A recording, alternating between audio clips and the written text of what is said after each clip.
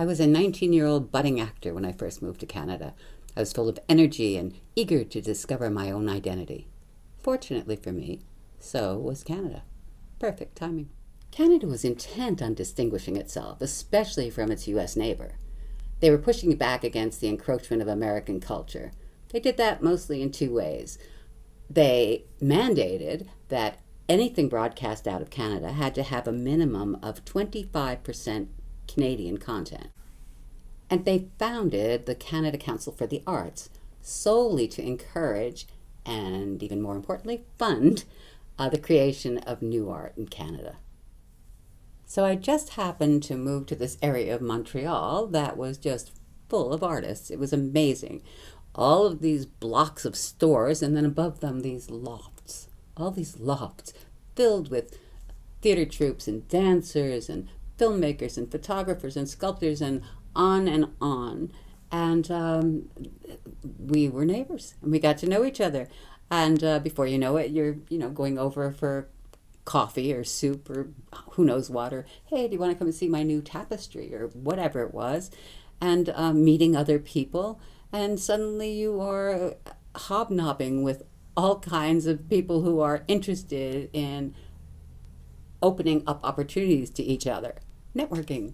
It was great. Thanks to my legal status in Canada, and thanks to my neighbors, and big thanks to Canada Council, I was able to be part of a bunch of things that were really exciting and wonderful, and I made a little list to reference. So I was able to be on a Canadian soap opera. I was able to do Canadian radio. I did some behind-the-scenes work for the National Film Board, both as a location scout and as an assistant casting director. So location scout, hello, we need a lot on the corner of blah blah blah blah, checked out for sun angles and blah blah, time of day, very fun. Or quick, hello, we've casting director now. Hello, we need 1-year-old twins. Doesn't matter if they're male or female. Piece of cake. I got that. I loved working for them. But most of my time and energy was spent in live theater. I got to work under a ton of really fabulous directors and with all kinds of wonderful actors, and I learned so much.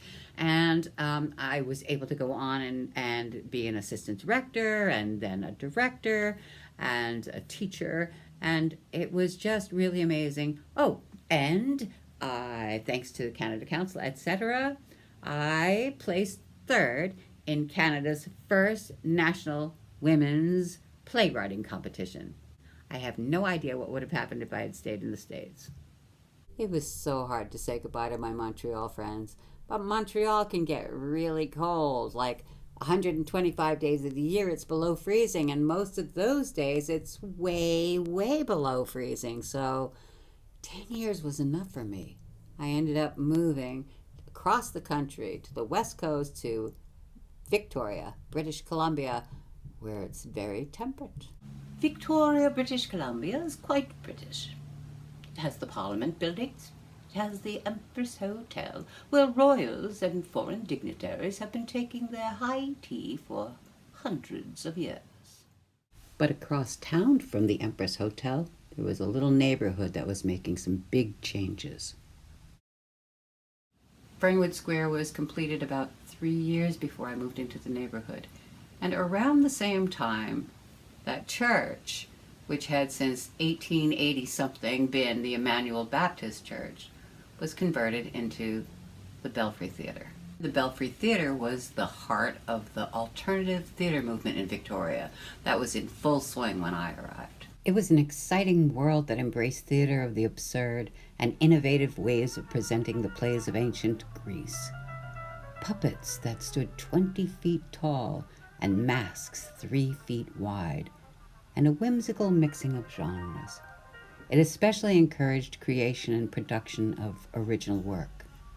But the most inspiring aspect of alternative theater was its close involvement with the community, providing a voice for their concerns and opportunities for people with diverse backgrounds and opinions to unify in creative collaborations.